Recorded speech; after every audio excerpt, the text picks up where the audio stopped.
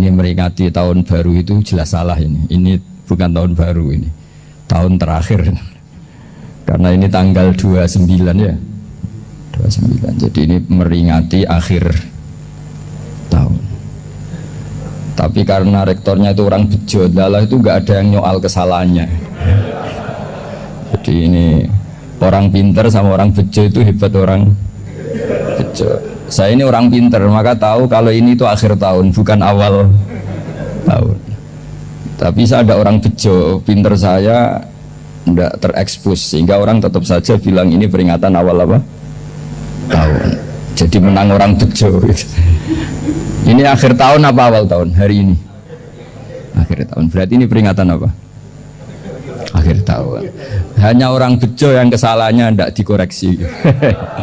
Jadi ini alhamdulillah. Jadi ya tapi ini kesalahan yang tidak maksiat. Insya Allah dimaafkan Allah Subhanahu Wa Taala ini karena kesalahan itu ada dua. Ada kesalahan yang maksiat, ada kesalahan yang tidak maksiat.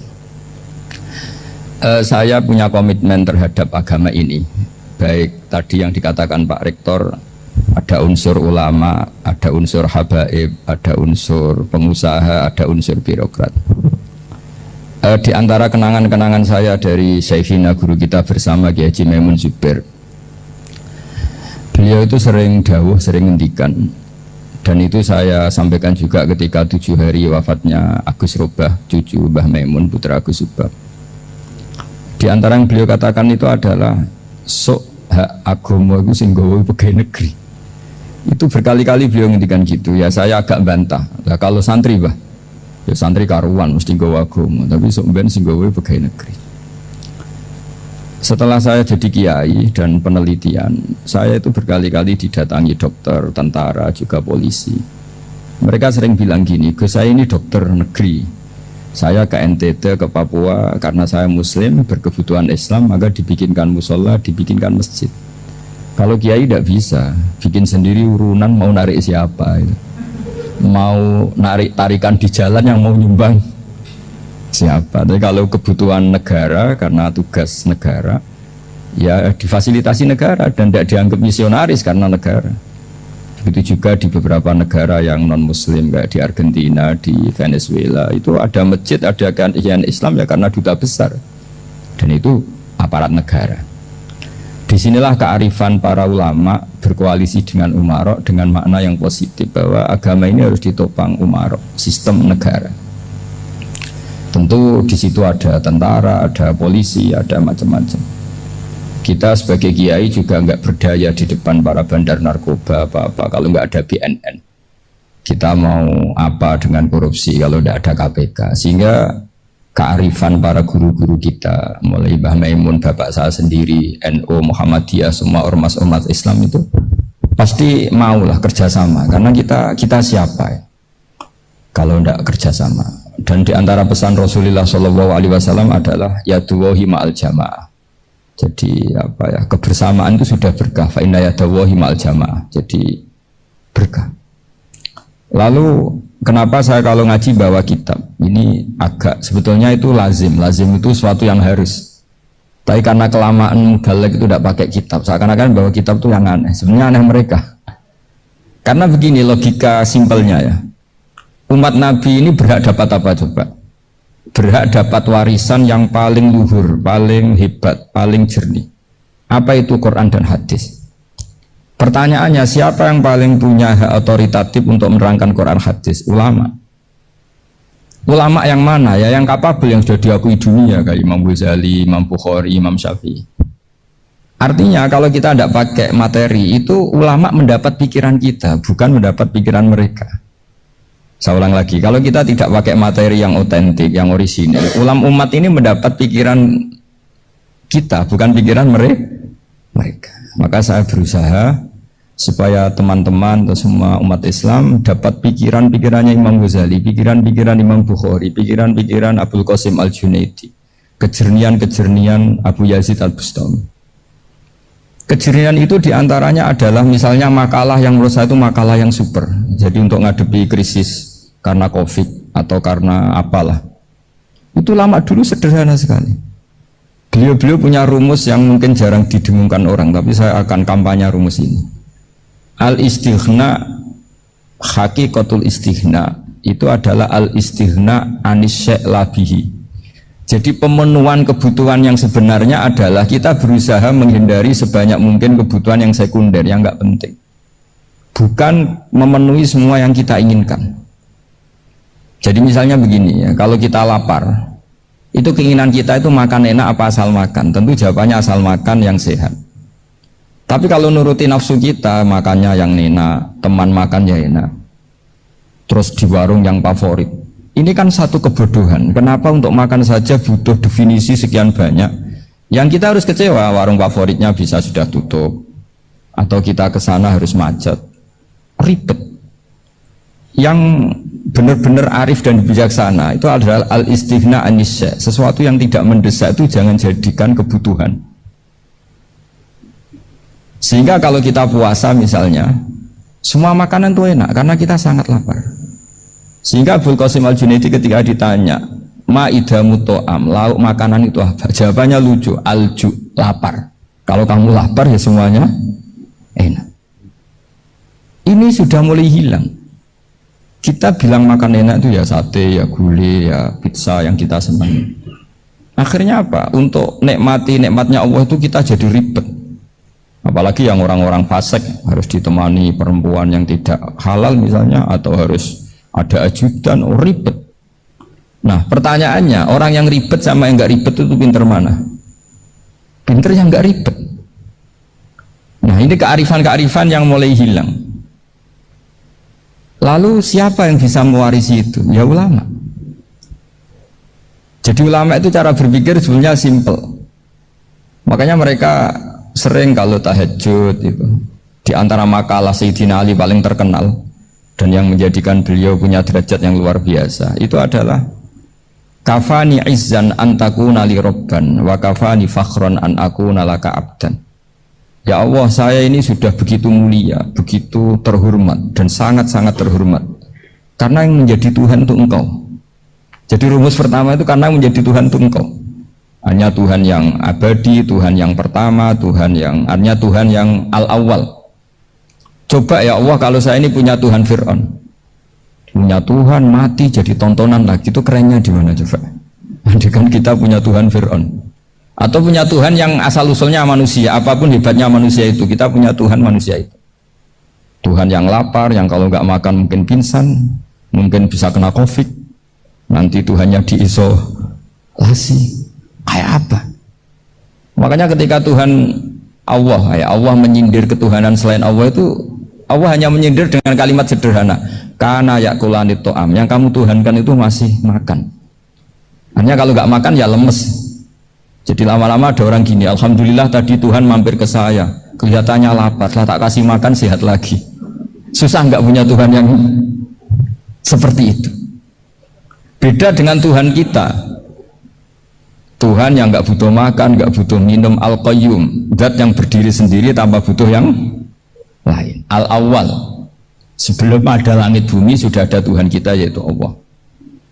Bandingkan dengan Tuhan-Tuhan yang dipertuhan yang lain, yang adanya setelah bumi, misalnya Fir'aun dan sebagainya.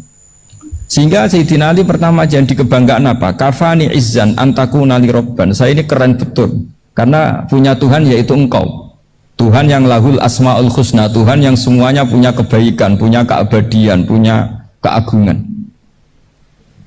Terus wa kafani fakhron an akuna laka abdan, dan saya bangga sekali karena saya menjadi hambamu. Kalau saya jadi hambanya Pak Rektor ribet kan, sudah tak hormati ternyata nanti tidak rektor, ya kan ribet kan. Terus pokoknya ribet, jadi budaknya manusia itu ribet. Makanya ada seorang wali datang ke temannya yang jadi presiden atau jadi raja. Datang ke situ karena tidak punya uang, mau minta uang karena temannya raja.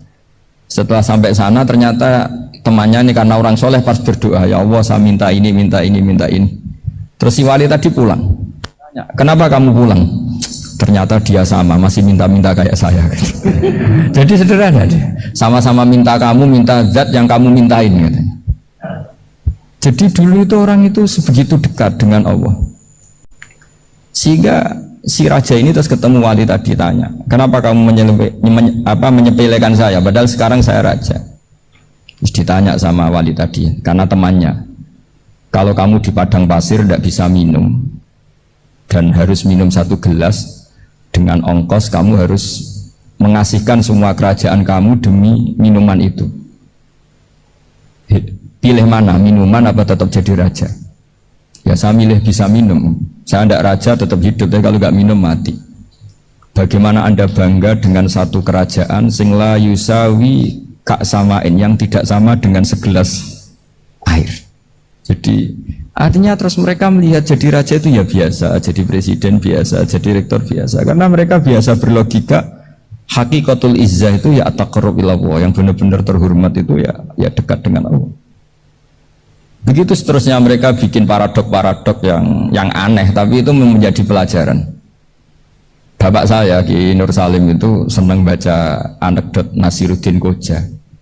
Itu kalau bikin orang-orang aneh, itu dia datang ke satu pesta, pakai baju lusuh, pakai sarung lusuh atau celana lusuh, sama Sohibul Bait yang punya acara dibiarin. Setelah dibiarin dia pulang pakai jas, pakai dasi, pokoknya keren. Dihormatin, pakai alpat, pokoknya dihormatin. Silakan. Pas dia disuruh minum, minumannya itu disokkan saja ke sakunya. Jas, kamu harus minum yang banyak, karena kamu yang dihormati, bukan saya. Terus makanan ya semuanya diletakkan di saku, ada yang apa? Ayo kamu makan yang banyak. Alpatnya juga gitu, dikasih sate apa? Ayo kamu makan yang banyak. Mereka tidak melihat saya, melihat kamu. Akhirnya orang satu pesta itu istighfar semua, berarti kita ini salah. Terus dia pidato, kenapa kamu uang gitu? Tadi saya datang, orangnya sama. Gara-gara beda pakaian, penghormatannya beda. Berarti yang berhak dapat makanan ini jasa ya, bukan saya. Betapa naifnya kita sebagai orang. Ternyata kita masih hormat sesuatu yang seperti itu, yang atribut lah. Jadi orang-orang sufi itu orang yang bisa menertawakan dunia. Akhirnya ya pertama dia dianggap orang gila, masa jas dikasih makan, dikasih minum. Tapi secara fikih dia benar, haram dia makan. Karena pas dia datang dibiarin, setelah pakai jas dikasih makan. Berarti hakikat yang dapat rezeki siapa? Jasnya apa orangnya? Jasnya apa orangnya? Jasnya. Jadi itu orang-orang sufi, kearifan orang-orang dulu itu bisa ngelola hal-hal yang keseharian menjadi luar biasa. Ada seorang wali melihat istrinya makan 1 piring, anaknya makan 1 piring. Ditanya, kalian kenyang? Wah kenyang sekali. Melihat anaknya minum kopi 1 cingkir, senang. Kalian senang-senang sekali. Wah kalau senang dengan hal-hal yang murah bisa, ngapain harus senang dengan hal-hal yang mewah? Bodoh sekali saya. Sehingga terus mereka bisa qanaah. Qanaah itu ya hidup itu simpel, sederhana. Jadi tentu saya tidak akan ngomong yang muluk-muluk, selain itu tidak bidang saya juga apa ya, kita ini butuh obat di kondisi COVID seperti ini, butuh kesederhanaan, butuh apa ya, istighna tadi. Kita harus istighna billah an ghairillah. Jadi sudah cukup bahwa Allah ini segalanya. Sehingga tadi saya dengarin himnenya Unisula, yang paling saya kagum adalah dimulai dengan kalimat-kalimat thayyibah. Di antara tugas suci Nabi Ibrahim dan semua Nabi adalah wa ja'alaha kalimatam baqiyatan fi aqibi. Nabi Ibrahim itu Nabi yang diberi gelar Allah. Dia adalah Nabi yang menjadikan kalimat tauhid itu kalimat yang abadi. Fi aqibi, di anak turunnya, di semua generasinya, baik anak turun karena gen maupun karena pembinaan, karena pendidikan. Ini penting sekali saya utarakan karena apa? Satu kehidupan itu sebenarnya digerakkan oleh kata-kata, oleh mutu kalau orang bahasa modern. Sehingga banyak ulama mengatakan al-ibarat kutun li'ailatil mustami'in, bahwa redaksi atau mutu atau pegangan hidup itu penggerak kehidupan.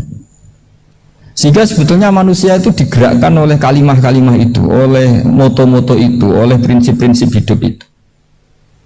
Misalnya orang Palestina itu tiap hari ke pasar gitu.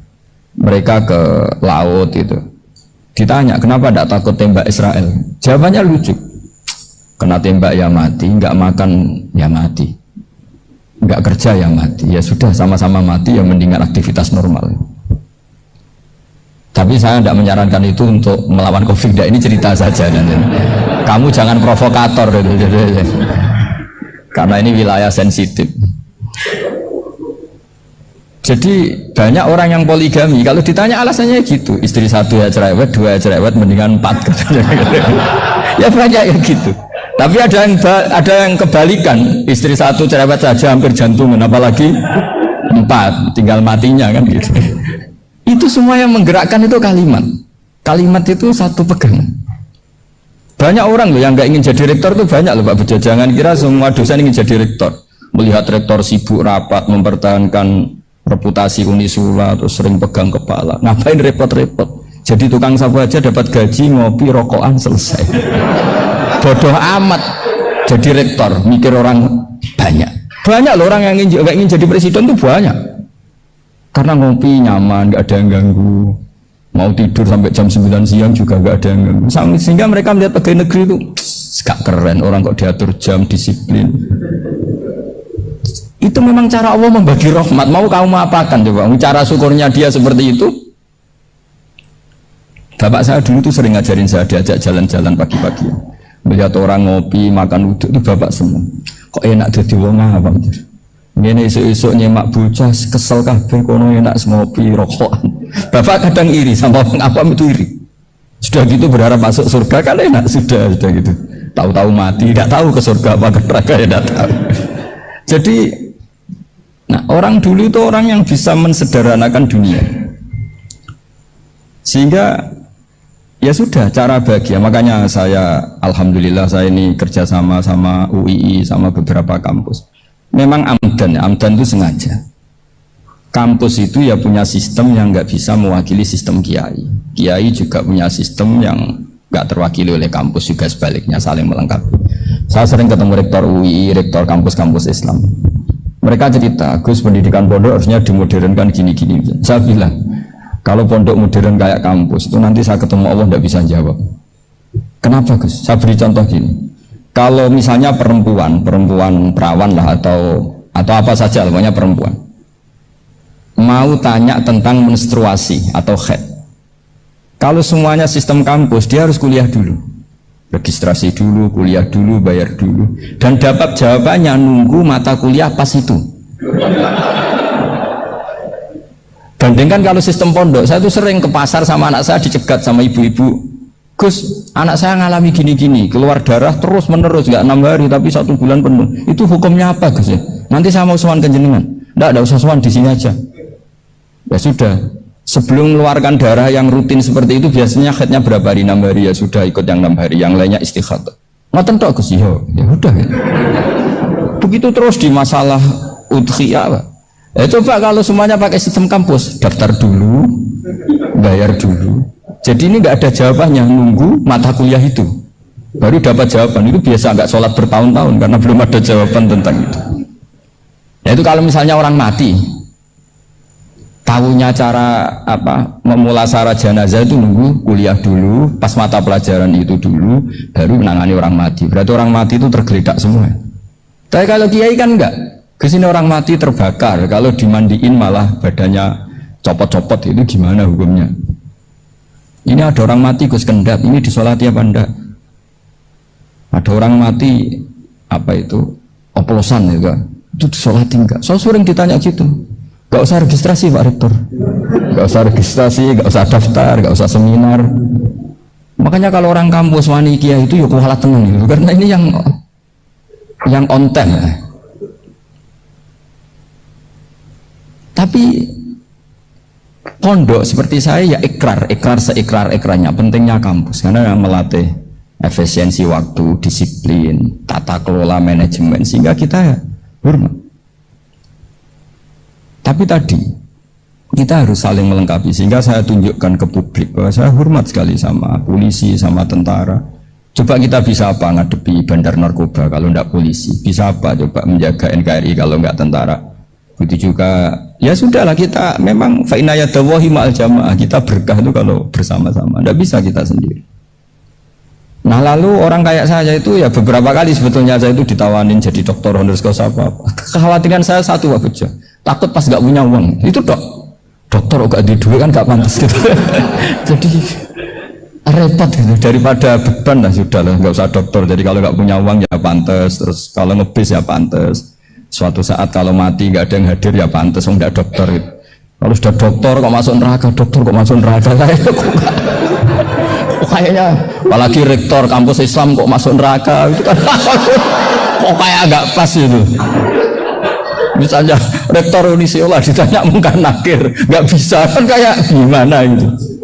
Makanya harus sering ngaji saya supaya nggak malu di depan mungkar nakir. Masa rektor ditanya mungkar nakir nggak bisa. Harus berani bentak ini saya rektor loh Pak mungkar nakir masa kalau wali-wali dulu berani. Masyhur di cerita wali-wali ditanya marbuka menabuka, saya ini guru tauhid. Kok kamu tanya marbuka menabuka yang ngotok? Kok kamu tidak pernah ngaji enak aja tanya. Jadi wali-wali itu ya rileks dulu kan. Saya akan rileks wali di Bang Pak Rektor, saya akan itu. Karena wali itu lebih dekat Allah. Sehingga orang dulu itu saya ulang lagi ya, ada satu kearifan namanya hidup itu apa? Hidup itu adalah cari sebanyak mungkin supaya hidup itu tidak tergantung pada banyak hal. Sehingga misalnya cara berpikir orang-orang modern itu sebenarnya banyak orang-orang ilmuwannya nggak ngagumi Amerika. Bukan karena angkuh enggak. Untuk mempertahankan kebesaran negara sebesar itu, kebutuhan listriknya besar, kebutuhan tentaranya besar, kebutuhan apa. Sementara negara kayak Venezuela atau Swiss kebutuhannya ada banyak. Pertanyaannya, yang tergantung dengan banyak hal sama yang tidak tergantung banyak hal itu pinter mana? Kalau dibalik pertanyaannya gitu, negara-negara maju itu tidak keren kalau dibalik pertanyaannya. Orang yang untuk mempertahankan eksistensinya banyak, butuh banyak hal dengan yang tidak butuh banyak hal itu pinter mana? Orang yang bahagianya nunggu jadi dokter, nunggu jadi kiai besar, kiai viral, dengan orang yang bahagia cukup dengan ngopi itu pinter mana? Tapi kalau dibalik pertanyaannya, orang yang tahunya nikmat hanya kopi dengan nikmat yang banyak, pinter mana? Makanya Mbah Mun itu kalau guyon itu lucu. Aku iku saake ambek wong desa sing mlebu swarga. Saya dulu gak mlebu swarga kok disakeni. Akhirnya beliau memberi penjelasan. Wong desa iku roe pakanan enak, iku mau kopi mbek uduk. Lah swarga iku mau nuruti sing dikarepno. Akhirnya semua mangan wis ngopi muduk ngopi ora roh pakanan liyane ora roh nasi mandi ora roh pizza ora roh apa-apa. Terus saya bilang wah lah niku nak nganti selera tentang wanita cantik iku juga sederhana, rodok pesek ya wis cantik, rodok ireng ya wis apa bidadarinya seperti itu karena saking enggak pengalamannya. Jadi surga itu kan nuruti apa yang diinginkan. Kira-kira keinginan orang kampung kalau di surga itu apa coba? Makanan apa coba? Ya, nah, senangnya ketemel gemblong gitu. Nah, artinya malaikat lebih suka nangani surganya orang-orang kampung di Bang Pak Rektor. Ini sudah ribet ini. Makanan apa saja sudah dicoba ya. Terus kalau di mall tahu orang macam-macam, seleranya macam-macam pasti. Enak mana kalau sampai jadi malaikat pelayan surga? Suka melayani orang kampung apa yang orang kota? Orang kampung kan? Jadi ya itu guyon ya, guyon tapi itu menjadi pikiran kita bahwa orang yang banyak kebutuhan itu sebetulnya banyak kebodohannya karena menggantungkan kebahagiaannya dengan banyak hal. Makanya Imam Syafi'i ngendikan istighna itu apa? Al istighna anisya'labi, yang dikatakan kecukupan adalah berusaha sebanyak mungkin banyak hal tidak kamu butuhkan, bukan memenuhi semua kebutuhan kamu karena nafsu kamu ini tidak ada batasnya gitu. Kalau kamu penuhin nggak akan selesai. Itu ada perempuan yang kurang cantik itu minta doa saya, Gus doain suami saya kaya, terus tak guyonin, terus nggak minta. Kalau suami kamu kaya, yang pertama dirubah itu apa? Rumah supaya rumah saya bagus. Kedua apa? Mobil supaya mobil saya bagus. Nanti yang dievaluasi itu kamu. Mobil bagus, Alphard, rumah mewah, istrinya kamu, pasti itu dievaluasi langsung. Enggak usah sudah gini aja kan. Jadi pertama yang dievaluasi itu kaya itu, coba kalau suami kaya itu yang dievaluasi pertama rumah ya, rumah ganti, setelah itu apa? Mobil. Kira-kira berikutnya akhirnya sudah nggak jadi. Nabi Ibrahim itu pernah minta umur panjang. keren umur panjang. Sama Allah nggak dijawab. Datang orang tua itu bertamu ke Nabi Ibrahim, terus disuguhi dikasih kurma. Apa itu? Kok kurma apa? Anggur yang sudah matang sekali, sudah dimakan. Setelah dimakan meler keluar lagi, dimakan lagi meler lagi. Terus Nabi Ibrahim masuk lagi ke kamar. Ya Allah, doanya tak cancel. Nanti kalau saya tua kayak itu. Jadi Allah itu nggak jawab langsung tapi ngirimkan itu. Akhirnya ya Allah nggak jadi. Nanti takut itu. Saya pernah ngalami jadi kiai tadi, ada ibu-ibu ya nggak pati cantik lah. Suaminya tuh miskin sekali. Minta doa saya supaya kaya. Bareng tak kasih pertimbangan itu udah nggak usah nggak jadi. Jadi itu kearifan. Tapi kearifan ini harus kita tanamkan. Saya nggak bisa bayangkan Indonesia yang besar ini, andai kan tidak ada qanaah, nerimo ing pantum. Coba sekarang ada COVID. Andai kan Indonesia itu kayak Perancis. Saya beberapa kali punya tamu orang yang hidup lama di Perancis, bahkan dapat istri orang Perancis. Itu dulu nggak begitu mencintai Indonesia. Tapi setelah di Perancis 2 tahun, wah Indonesia hebat. Di Perancis itu kata dia kalau cerita, semua kebutuhan masyarakat itu dibebankan ke negara. Apa saja minta negara, apa saja nyoal negara. Sementara Indonesia, coba kalau Indonesia mengalami seperti ini kok tidak ada qanaah rimo ing pantum, bisa kios Indonesia. Orang miskin nyalahkan negara, kelaparan nyalahkan negara, apa saja. Tapi barokahnya dididik kiai, jogeman nyalahno wong liya. Surip romo ing pantum, diame. Sampai gak ngerti kalau Covid. Banyak tuh orang-orang kampung itu, orang lugu-lugu itu. Mbah niki saking Covid, salam ning Covid muga-muga umure panjang. Dikira Covid itu nama orang yang ahli sosial itu. Mbah niki dana saking Covid. Matur nuwun sampekno salamku muga-muga umur panjang. Bingung kan yang nganterin ini. Ini gimana yang mau menjelaskan ini?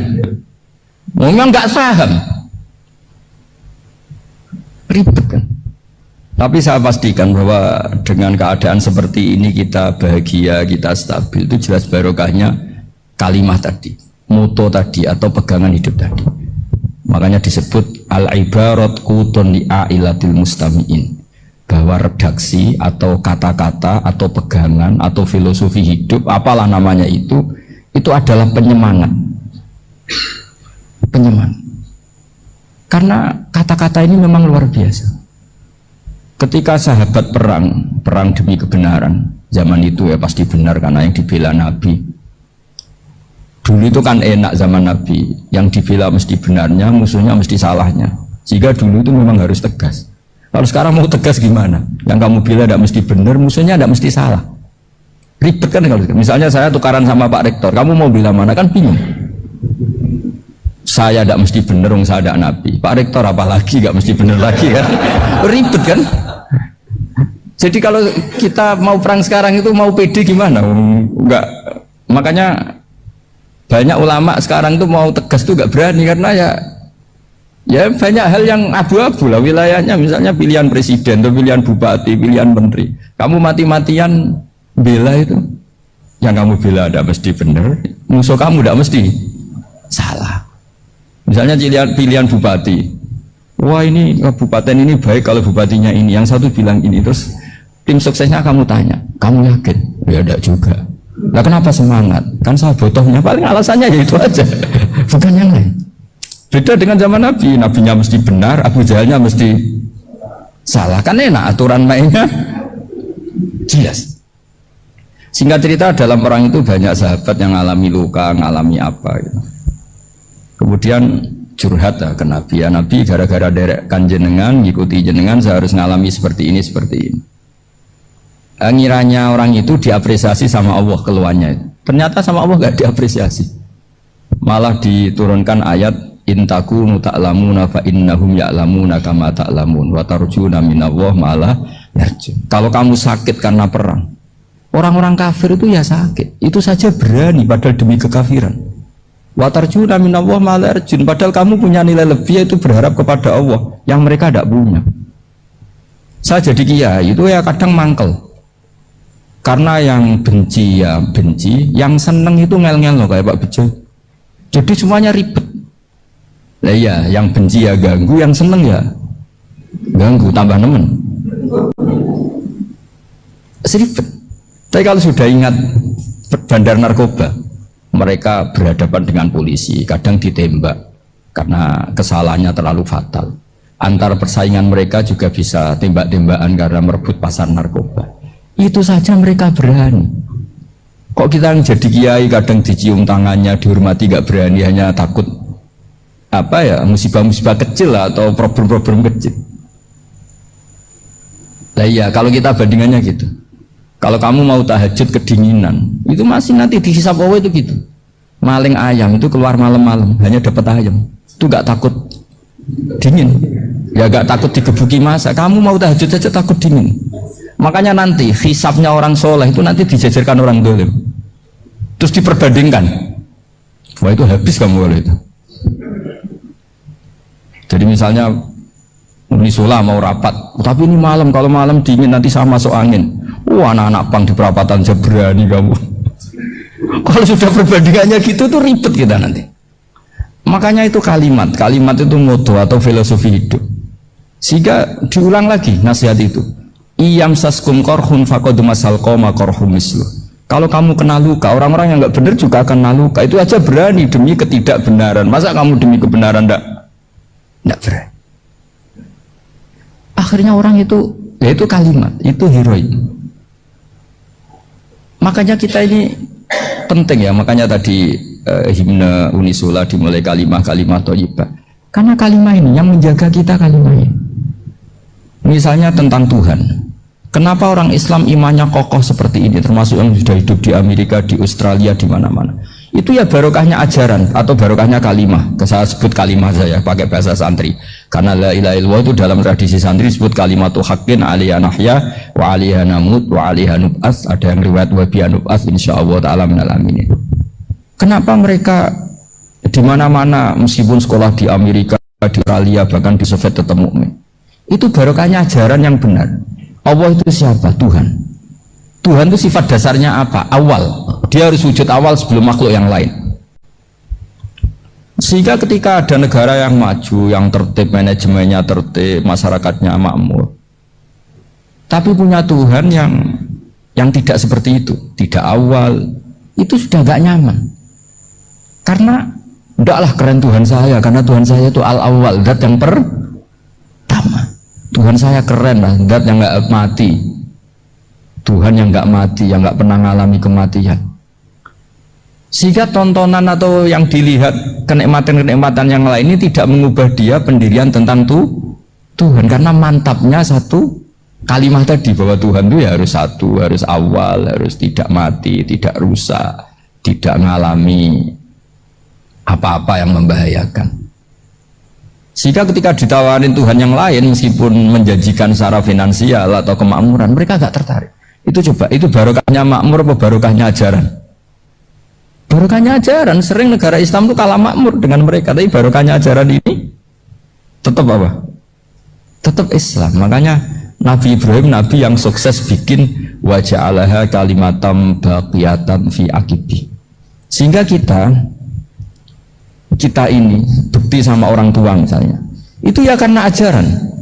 Suwargamu parek wong tuamu, nak wong tuamu ridho Allah ridho, nak ora ridho Allah ora ridho. Ridho wa fi ridhol walidain wa sakhatu wa sukhtu wa fi sakhatil. Sehingga ketika ada orang tua yang agak brengsek gitu, anak-anak tetap hormat. Punya orang tua yang miskin, yang sudah miskin, tukang tombok nomor, banyak kan di kampung gitu, ya tetap hormat. Coba kalau dari awal kita ngajari orang tua kamu hormati ya, kalau baik, kalau tidak usah, bisa geger Indonesia. Tapi barokahnya ajaran-ajaran itu Indonesia tertib karena ada ajaran.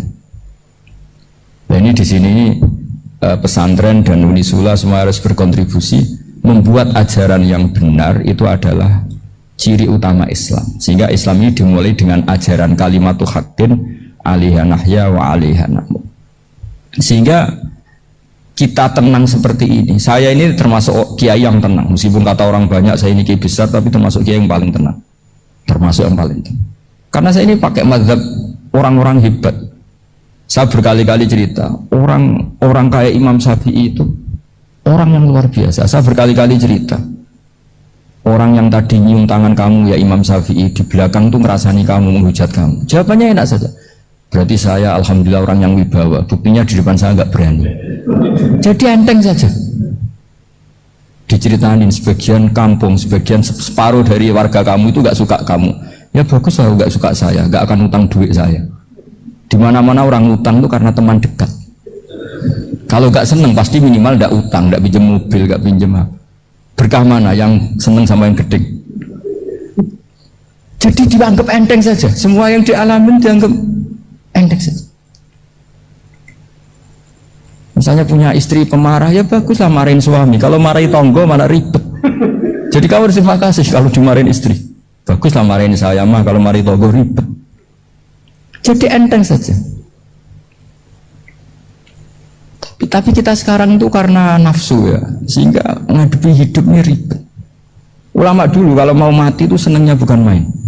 Sudah lama saya ini ingin nggak maksiat. Kayaknya nggak maksiat paling efektif itu mati. Ya tidak apa-apa Gusti, kalau sebaiknya mati ya mati aja. Enteng saja. Jadi melihat kematian itu akhir dari segala keburukan atau potensi keburukan. Apapun baik kita sekarang, suatu saat mungkin kita nggak baik. Yang bisa menghentikan ketidakbaikan atau potensi ketidakbaikan itu apa coba? Mati kan? Berarti mati itu mengerikan apa menyenangkan? Mesti kamu udah berani menjawab. Meskipun secara ilmu kamu berani, tapi secara rasa agak berani kan? Saya ulang lagi ya, yang bisa menghentikan keburukan atau potensi keburukan itu apa coba? Apa? Kematian. Berarti kematian itu menyenangkan atau menyusahkan? Apapun kamu udah berani jawab karena kamu agak-agak duniawi itu kelihatannya. Tapi secara ilmu kamu tahu kan kalau mati itu tidak buruk-buruk banget. Karena apa? Itu akhir dari segala keburukan. Sehingga Nabi ngajarkan kalimat itu begitu luar biasa. Allahumma ahyini maka natil hayatu khairan li wa tawaffani maka natil wafatu khairan li. Nabi melihat dunia itu begitu indah. Ya Allah, kalau saya ini hidup, anggap saja hidup ini ziyadatan li fi kulli khairin, menjadi modal saya menambah segala kebaikan. Jika suatu saat saya mati, anggap mawon rohatan li min kulli syarrin, itu akhir dari segala keburukan saya. Sehingga mati hidup ya baik karena di situ kita bisa berkontribusi beramal soleh. Mati juga baik karena mengakhiri segala keburukan. Nabi nate ngendikan lagi, ajaban di amril mukmini inna amrahu kullahu khair. Orang mukmin itu mengagumkan, semuanya baik. In asobathu na'ma syakara fakana khairan lah. Kalau baru dapat nikmat dia syukur, maka itu baik. Wa in asobatu dorro sobaro, kalau dapat masalah mereka sabar, itu juga baik. Sehingga orang mukmin dua sisinya pasti baik. Itu juga kalimat, maksudnya moto atau pegangan hidup. Nah berikut ini saya beri contoh, ini kenangan saya, ini contoh terakhir. Masalah jadi orang terkenal maupun tidak. Di sini dicontohkan Imam Ghazali di halaman 367 di kitab saya 367, juznya 3 di kitab Ihya Ulumuddin. Di sini beliau cerita betapa untuk menjaga ikhlas sebaiknya orang itu tidak terkenal, tidak syuhrah, tidak terkenal. Oke, itu kita sepakat ya, karena kalau terkenal mungkin orang dipaksa publik dengan tanda kutip untuk selalu berbuat baik, tapi karena jaim lah, jaga image atau apa. Tapi ketika dibalik pertanyaannya, kamu rela yang terkenal itu orang nggak benar, sementara yang orang benar itu nggak terkenal. Lalu masyarakat tahunya yang tidak benar. Kalau pertanyaannya dibalik gitu, orang baik wajib terkenal enggak? Kalau pertanyaannya dibalik seperti itu, dokter yang benar tidak terkenal, yang malpraktek terkenal. Kamu ingin kondisi seperti itu? Ya ingin kan? Kampus yang bagus nggak terkenal, yang kampus yang bagus nggak terkenal, yang nggak bagus. Nah, artinya apa? Gara-gara olah kata, olah pikiran, ini logika jadi rubah. Lagi-lagi apa? Jawaban itu ada di kata-kata sebetulnya. Makanya bab-bab seperti ini tidak usahlah kita berdebat, berpolemik. Sebaiknya orang itu humul, menutup diri, apa sebaiknya orang terkenal, itu nggak perlu seperti itu. Sudah terserah Tuhan saja. Makanya saya mulai dulu ngaji sampai sekarang itu ya tidak punya apa tadi, punya ikon tertentu atau punya website tertentu, enggak. Sudah terserah pengiran, sudah. Saya enggak Saya juga tidak sok suci materialistik atau enggak, ya tidak mikir saya. Bukan apa-apa ya, karena saya ini kiai, jadi biasa urusannya sama Allah, tidak sama makhluk, jadi pusing kalau sama sarah-sarahnya makhluk itu pusing. Meskipun rektor kalau nasihati saya pasti tidak saya terima, itu tetap makhluk, itu sudah ada ngefek kalau saya itu sudah ada itu. Bukan karena saya sombong, ya memang makhluk betul gitu, bukan cuma nasibnya bejo aja, tapi makhluk tetap makhluk. Saya beri contoh ya, ini makalah yang ditulis Imam Ghazali. Ya, i'lam aslahakawah anna aslal jah wa intisarus sayyid atau sayyidi wal istihar bahwa mazmum itu. Dalil mahmudu al-khumulu illa man saharahu wa ta'ala linasri dini min ghairi takallufi talabi syuhrati minhu. Jadi kalau kamu ingin ibadah kamu selamat, ya kamu jangan terkenal. Tapi resikonya adalah kalau kebaikan itu tidak terkenal, maka agak dikenali. Kalau nggak dikenali berarti masyarakat hanya punya percontohan yang tidak baik, karena yang baik tidak terkenal. Jadi itulah ulama-ulama dulu. Jadi apa-apa itu dibanding-bandingkan. Kemudian nanti kelihatan, jawabannya itu kelihatan. Jadi ulama dulu itu biasa ngarang misalnya afatun nikah, sisi negatifnya nikah. Harus ngurmat istri, harus macam-macam, kalau terlantar itu ya dosa. Seperti tadi Pak Marsudi cerita, kalau orang ngapalkan Quran itu takut lupa, kalau lupa itu jadi dosa. Pertanyaannya, kalau semua orang takut lupa, takut dosa, semua orang nggak hafal Quran karena potongan-potongan lupa. Cara berpikir tidak seperti itu. Kalau berpikir ya namanya hafalan, ya inginnya hafal, kan nggak ingin lupa. Nah nanti kalau takdirnya lupa karena hal-hal yang dimaklumi oleh syariat itu nggak yang termasuk dosa. Yang dosa itu lupa ta'wiri udhrin syar'iyyin, lupa yang tidak ada sebab yang apa? Syar'i. Tapi lupa bawaan EQ-nya tidak bagus, lupa bawaan sering dibentak. Oh, itu nggak masalah karena bawaannya orang tertekan itu ya lupa. Coba kamu hafal Quran terus punya kredit jatuh tempo, pas hari itu aku yakin nggak cerdas sudah. Itu bawaannya orang tertekan itu pasti